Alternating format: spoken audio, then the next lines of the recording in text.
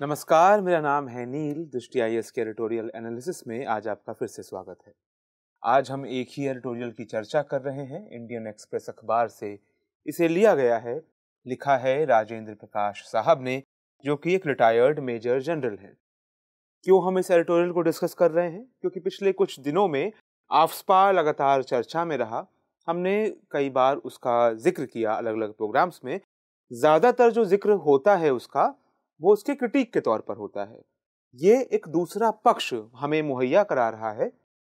हम इस पक्ष को भी जानने और समझने की कोशिश करेंगे।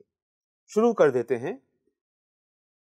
शुरुआत में ही ये संपादकीय क्या कहता है कि भाई जो कश्मीर वैली है या नॉर्थ ईस्ट की जो समस्याएं हैं वो अपनी जगह बनी हुई हैं, लेकिन जो बहस है आफ्सपा पर उसमें एक सरगर्मी आई हुई है। और वो संपादकीय ये कहता है आगे कि इस सरगर्मी के पीछे तर्कों से ज्यादा कई बार भावनाएं झलकती हैं, इमोशंस झलकते हैं, प्रेजुडिस झलकता है, यानी प्रेजुडिस यानी बायस झलकते हैं, इग्नोरेंस भी होती है कई बार कि जो इस बात के बारे में, इन समस्याओं के बारे में बहुत नहीं भी जानते हैं, वो भी अपना मत बड़े सशक्त तरीके से रखते हैं, इग्नोरेंस रहती है। और ऐसे में क्योंकि फैक्ट्स और रियलिटीज, एग्जैक्ट आंकड़े और सूचनाएं लोगों के पास नहीं होते हैं, तो ये सारे तर्क जो हैं, ये पूरी बहस जो है, ये सोफिस्ट्री बन जाती है। सोफिज्म बेसिकली ग्रीक फिलॉसफी से जुड़ी टर्म है। माना जाता था कि वो लोग जो बहुत अच्छे तर्क दे देते हैं, सुंदर तर्क दे देते हैं, लेकिन उन तर्कों का कोई आधार नहीं होता, उनको कहा जाता था सोफिज्म। यहीं से एक मिलता जुलता वर्ड आता है सोफिस्टिकेशन। ठीक है, बहरहाल हमें तो भाषा विज्ञान में नहीं जाना है, बट ये संपादकीय कहता है कि ये महज सोफिस्ट्री रह जाती है, सुंदर तर्क रह जाते हैं जिनके पास आधार नहीं है। ये खुद ये बात किस आधार पे कह रहे हैं, हम आगे जानेंगे। वो कहते हैं कि आफ्सपा पर बात करने से पहले भारतीय सैनिक के बारे में, भारतीय फौजी के बारे में भी कुछ बातें जान लेते हैं।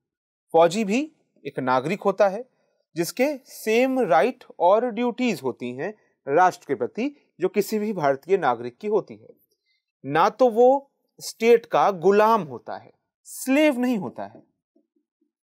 पब्लिक सर्वेंट वाला वर्ड हमने कई बार सुना है। एक होता है सर्वेंट, जिसका जो मैंडेट है उस मैंडेट को फुलफिल करना है, उस मैंडेट के बदले में जो हम रिटर्न प्रॉमिस किया गया होता है वो रिटर्न उसको मिलता है।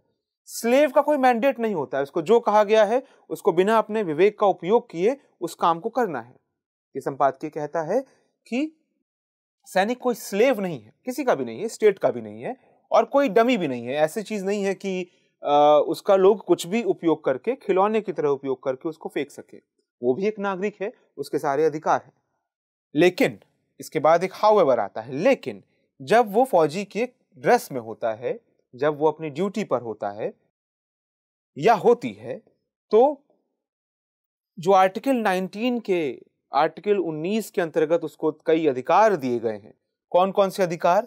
फ्री एसोसिएशन, यानी कि एक समूह बना लेने का, यूनियन बना लेने का। दूसरा कि प्रेस से बात करने का अधिकार, मीडिया से बात करने का अधिकार।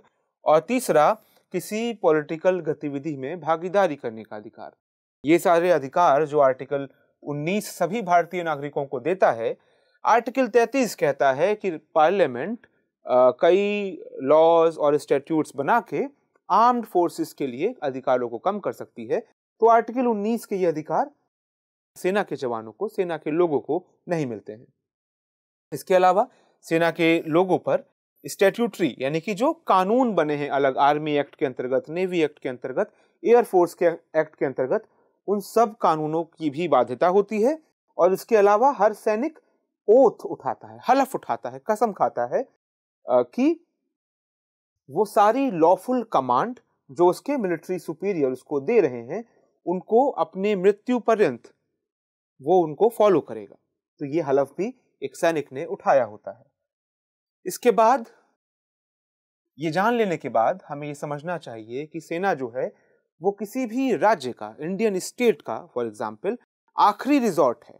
वहां तक सेना के पास स्टेट बिल्कुल अंतिम रिजॉर्ट के तौर पे जाता है। कैसे और क्यों, वो हम बाद में चर्चा करेंगे। तो उसके बाद ये संपादकीय कहता है कि सेना का ये दायित्व होता है कि उसे वो सब कुछ करना होगा जो सेफ्टी, ऑनर और वेलफेयर, देश की सुरक्षा और सम्मान के लिए आवश्यक है, उसके लिए वो सब कुछ करेगा। और सारे लॉफुल कमांड, सरकार के सारे कानूनी कमांड जो हैं, लॉफुल कमांड जो हैं, उनको फॉलो करेगा अपनी बेस्ट एबिलिटी तक। इसके बदले में रेसिप्रोकली, इसके बदले में सरकार का और राज्य का, स्टेट का, स्टेट मायने यहां पर देश का, तो देश का ये कर्तव्य है, देश यानी यहां पे संदर्भ हुआ लेजिस्लेटिव, जुडिशरी और एग्जीक्यूटिव, जो तीन अंग हैं प्रशासन के, विधायिका, कार्यपालिका और न्यायपालिका, उनकी ड्यूटी बनती है कि वो आर्म्ड फोर्सेस को वो सारे मीन्स मुहैया कराएंगे, वो सारे औजार मुहैया कराएंगे जिसके थ्रू आर्म्ड फोर्सेस अपनी ड्यूटीज को अच्छे से निभा सके। तो ये भी हमने एक प्रकार का अरेंजमेंट जान लिया। अब आते हैं हम आफ्स्पा पर। तो कह रहे हैं कि सी संपादकीय आगे बढ़ते हुए कहता है कि जो सेना है, जब तक युद्ध ना हो या सेना अंतर्राष्ट्रीय बॉर्डर पर तैनात ना हो, तब तक सेना को कोई संवैधानिक या लीगल, कानूनी हक नहीं है कि वो किसी के खिलाफ भी फोर्स या हथियारों का इस्तेमाल कर सके। ताकत या हथियारों के इस्तेमाल की इजाजत नहीं है, केवल उतनी ही है जितनी किसी भी आम नागरिक को होती है, जो कि प्राइवेट डिफेंस के लिए होती है।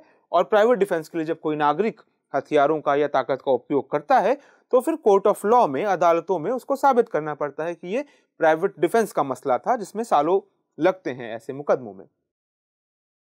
तो इसके बाद संपादकीय कहता है कि दूसरी सूरत केवल ये है कि राज्य फोर्स बुलाए। क्यों बुलाए? कि सिविल अथॉरिटी जो है, सिविल अथॉरिटी कौन हुई? जो नॉर्मल एग्जीक्यूटिव अथॉरिटी है, पुलिस है, प्रशासन है। पुलिस और प्रशासन किसी समस्या पर काबू नहीं कर पा रहा है, वो समस्या बहुत विकराल हो चुकी है या उसमें बहुत अधिक लोग शामिल हैं, तो फिर सिविल अथॉरिटी को एड करने के लिए, उसको सपोर्ट करने के लिए भी आर्मी को बुलाया जा सकता है। तो पहली सूरत तो हुई थी कि युद्ध या अंतर्राष्ट्रीय बॉर्डर। दूसरी सूरत हो गई कि सिविल अथॉरिटी की मदद के लिए भी आर्मी को बुलाया जा सकता है। उसमें भी एक क्लॉज होता है कि केवल जो मजिस्ट्रेट है, ड्यूटी मजिस्ट्रेट जो है, जो आईएएस अफसर हो सकता है, एसडीएम हो सकता है, उनके पास ये अधिकार होता है कि वो ही अलाउ कर सकते हैं उस टुकड़ी को, उस सैन्य टुकड़ी को, कि वो ताकत का इस्तेमाल करे, मिनिमम फोर्स का इस्तेमाल करे सिविलियंस के खिलाफ किसी जगह को कंट्रोल करने के लिए, किसी सिचुएशन को कंट्रोल करने के लिए। न्यूनतम शक्ति का उपयोग का अधिकार उस समय वहां पर मौजूद मजिस्ट्रेट दे सकता है, उसको स्पॉट पर होना चाहिए और वही ऑथोराइज करता है कि ताकत का इस्तेमाल किया जा सकता है इस स्थिति में। लेकिन ये दो सूरतें तो हमने जान ली, लेकिन जो आतंकवाद की और उग्रवादियों का तरीका होता है, मॉडस ऑपरेंडी, यानी जो कार्यशैली होती है उनकी, वहां संभव नहीं है कि मजिस्ट्रेट उपस्थित रह सके हर एक उस जगह पर जहां पर सेना को फायरिंग की जरूरत पड़ रही है। इसके अलावा ज्यादा जरूरी तो यह होता है कि सेना को ज्यादा नुकसान से बचने के लिए अमूमन पहले ही कार्रवाई करनी होती है, अपना इंटेलिजेंस जुटाना होता है, जानकारियां जुटानी होती हैं, और इससे पहले कि आतंकवादी कोई कार्रवाई कर सकें, सेना पर ही दायित्व होता है कि वो पहले कार्यवाही करे। इसलिए कोई भी मिलिट्री कमांडर अगर अपने सैनिकों को ये आदेश दे रहा है कुछ सर्च करने का, कोई हमला करने का अपने ही देश में, अपने ही लोगों के खिलाफ, तो अगर वो नॉर्मली इस तरह का आदेश दे रहा है, और क्योंकि ये आदेश उन दो सूरतों में नहीं आते जिनका जिक्र हमने अभी पहले किया, तो उस तरह का हर आदेश तो अनलॉफुल कमांड होगा, गैर कानूनी कमांड होगा। और अगर गैर कानूनी कमांड है तो एक सैनिक ने तो हलफ उठाया है कि वो हर कानूनी जो कमांड है उसको फॉलो करेगा, तो सैनिक मना कर सकता है इसको फॉलो करने से। इसके अलावा मना क्योंकि अमूमन नहीं ही करेगा, तो जो पूरी चेन ऑफ कमांड है, उसके सब कमांडर, सब सैनिक, उन पर मुकदमा चल सकता है। उस चेन ऑफ कमांड का जिक्र किया भी गया है कि प्लाटून से शुरू होते हुए कंपनी, बटालियन, ब्रिगेड, डिवीजन और कॉर्प्स तक ये पूरा जो चेन ऑफ कमांड है, इस पर मुकदमेबाजी हो सकती है अगर इस तरह का आदेश देना पड़ता है किसी सैन्य कमांडर को। तो और इस तरह का अगर केसेस चले, तो फिर जो सेना है उसके पास अपनी मिलिट्री रिस्पॉन्सिबिलिटी निभाने के लिए बहुत कम समय रह जाएगा, उसी तरह की चीजों में उलझी रहेगी। इन सिचुएशन से बचने के लिए इन सिचुएशंस से बचने के लिए ये संपादकीय कहता है कि जो प्रैक्टिकल कानून निर्माता थे, उन्होंने 1950 के दशक में, एग्जैक्टली 1958 में ये एक्ट आया, उससे पहले ऑर्डिनेंस के फॉर्म में भी ये रहा। 1950 के दशक में ये आफ्स्पा कानून लाया गया, armed forces special power act. पहले लाया गया था केवल नागा हिल्स में। नागा हिल्स जो उस समय असम प्रांत का हिस्सा थे, वहां पर अशांति थी। उस अशांति को कंट्रोल करने के लिए 1950 के दशक में आफ्स्पा लाया गया। ये संपादकीय कहता है कि बहुत दुख की बात है कि बाद में तो ये इस तरह का औजार बन गया कि जहां भी समस्या है वहां पे फायर फाइटिंग के लिए, आग बुझाने के लिए इसको लगा दिया जाए।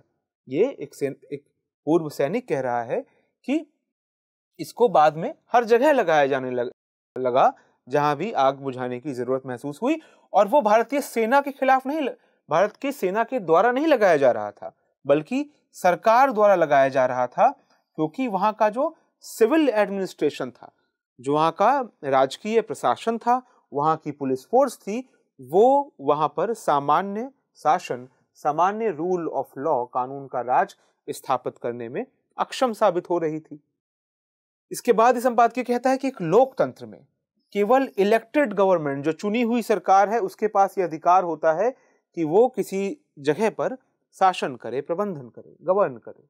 अगर वो फेल होती है, वो सरकार, वो चुनी हुई सरकार, और वो किसी जगह पे कंट्रोल नहीं कर पा रही है, या अपना जो रूल ऑफ लॉ है उसको एस्टेब्लिश नहीं कर पा रही है किसी क्षेत्र में, तब आर्मी को बुलाया जा सकता है। और ऐसी सिचुएशन में वह व्यक्ति, वह आर्मी का सोल्जर, जो कि देश का नागरिक भी है, सिटीजन भी है, अगर उसके पास कोई लीगल मैंडेट नहीं है, इस तरह का कोई कानून नहीं है, तो फिर उसको कानून का राज स्थापित करने का आदेश देना एक तरीके से अपने आप में गैर कानूनी बात हो जाएगी, और वो लॉफुल कमांड नहीं होगा, और उसको सैनिक नैतिक और कानूनी तौर पर मानने से इनकार कर सकता है।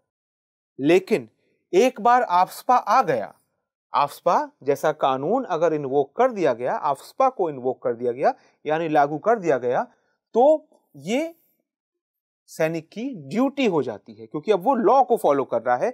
आफ्स्पा लॉ आ गया तो अब सैनिक का लीगल मैंडेट हो गया कि वो उस समस्या से मिलिट्री तरीके से जूझेगा, विद रिस्ट्रेंट एंड रेस्पॉन्सिबिलिटी, पूरी जवाबदेही और जिम्मेदारी के साथ।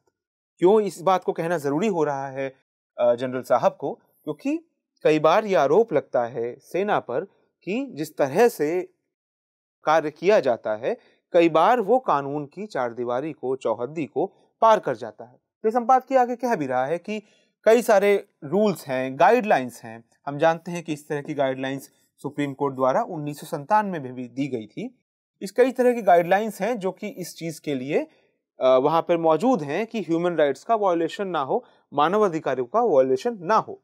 लेकिन फिर ये संपादकीय स्वीकार करता है कि सोल्जर्स भी जो हैं, उनसे उस प्रकार की गलतियां हो जाती हैं जिस प्रकार की गलतियां लोगों से हो जाती हैं, नागरिकों से हो जाती हैं, अपराध हो जाते हैं। और ऐसे अपराधों से निपटने के लिए भी मिलिट्री जस्टिस सिस्टम है, उसको बिना किसी बायस के काम करना चाहिए, त्वरित काम करना चाहिए, बिना किसी बायस के काम करना चाहिए। असल में संपादकीय तो ये कह रहा है कि ये काम करता है, लेकिन हम जानते हैं कि असल बात यह है कि इसको इस तरह से काम करना चाहिए, तेजी से और बिना किसी बायस के। ये माने बिना कि सिस्टम क्योंकि मिलिट्री का ही है, मिलिट्री को ही जस्टिस देने का अधिकार है अगर आफ्स्पा लगा हुआ है, ये माने बिना कि ये मिलिट्री के ही लोग हैं, बिल्कुल निष्पक्ष होकर मिलिट्री को जांच करनी चाहिए और त्वरित रूप से जांच करनी चाहिए। क्योंकि न्याय का तो एक सिद्धांत है कि न्याय केवल होना नहीं चाहिए, न्याय होते हुए दिखना भी चाहिए। बहरहाल आखिर की ओर बढ़ते हुए फिर संपादकीय क्या कहता है कि देखिए, जो लोग आफ्स्पा को हटाने की मांग कर रहे हैं या कह रहे हैं कि आफ्स्पा को ह्यूमनाइज करो, उसमें कुछ ऐसी चीजें जोड़ दो कि अभी जो ह्यूमिलिएशन होता है उसमें दूसरे नागरिकों का, उन जगह के नागरिकों का जहां पर आफ्स्पा लगाया गया है, जो उसकी भी मांग कर रहे हैं या जो भी मांग कर रहे हैं, ये संपादकीय कहता है, उनको पहले डिमांड करना चाहिए कि जिन कारणों से, जिन कारकों के चलते उस क्षेत्र में आफ्स्पा लगाया गया है, वो कारक सॉल्व हो। और ये एक महत्वपूर्ण मुद्दा है जो एक सजग नागरिक के तौर पे आपको भी जानना चाहिए। आफ्स्पा लगाने का मतलब ये नहीं है कि राष्ट्र बहुत मजबूत हो गया है। या राज्य बहुत शक्तिशाली है। आफ्स्पा लगाने का मतलब है कि राज्य, हमारे राजनेता, हमारी राजनीति फेल कर रही है। उस फेलियर से निपटने के लिए सेना को बुलाया जाता है। और यहाँ पे संपादकीय बहुत सही बात कह रहा है कि आप आफ्स्पा हटाने को बात कर रहे हो, तो आफ्स्पा के बिना सैनिक ऐसी स्थितियों में काम नहीं कर पाएगा, क्योंकि नॉर्मली तो सेना को अधिकार नहीं है इस तरह से काम करने का। तो अगर आपको आफ्स्पा हटाना है, बिल्कुल हटाइए, बेशक हटाइए, उसमें जो बदलाव करने हैं वो बेशक कीजिए, लेकिन उससे पहले उन स्थितियों को सॉल्व करने पर काम कीजिए। अपने राजनेताओं को जवाबदेह बनाइए कि वो ये समस्याएं क्यों नहीं सुलझा पा रहे हैं, क्योंकि समस्याएं जो हैं वो राजनीतिक हैं, सामाजिक हैं, गवर्नेंस से जुड़ी समस्याएं हैं, वो सेना की समस्याएं नहीं हैं, जिन समस्याओं के चलते राज्य को वहां पर आफ्स्पा जैसा कानून लगाना पड़ा। और इसलिए लोगों को, जो जितने भी इसके आलोचक हैं इस एक्ट को, उनको ऐसी स्थितियां बनानी चाहिए या अपने राजनेताओं पे इसके लिए दबाव बनाना चाहिए। किसके लिए? कि भाई आप कोशिश करिए, राजनीतिक सॉल्यूशंस खोजिए कि आतंकवाद खत्म हो सके, आप राजनीतिक सॉल्यूशन खोजिए कि नक्सलवाद खत्म हो सके, आप राजनीतिक सॉल्यूशंस खोजिए कि जम्मू और कश्मीर में जिस प्रकार का असंतोष है, जिसके चलते वहां तरह तरह के आंदोलन होते हैं, वो असंतोष समाप्त हो। इस तरह की बात के साथ ही संपादकीय अपने आखिर में पहुंचता है कि सेना में ऊपर से लेके नीचे तक बिना लीगल सैंक्शन के कोई भी आदेश नहीं दे सकता सैनिक को कि वो फोर्स का इस्तेमाल करे। इसलिए जो डिबेट है, जो इस लीगल मैंडेट को हटाने पर, सुधारने पर, पीछे ले लेने पर हो रही है, वो डिबेट उन मुद्दों पर ज्यादा ध्यान फोकस करे जिसके चलते इस तरह के एक्ट की जरूरत पड़ती है, और सबको, राजनीति को भी, प्रशासन को भी जवाबदेह बनाए कि वो इस एक्ट के बिना ही, सेना के बिना ही इन समस्याओं के राजनीतिक समाधान को, जो कि असल में दीर्घजीवी समाधान होते हैं, उनको खोजने पर बाध्य कर सके। ये था आज का संपादकीय। मिलते हैं आपसे कल नए संपादकीय के साथ। नमस्कार।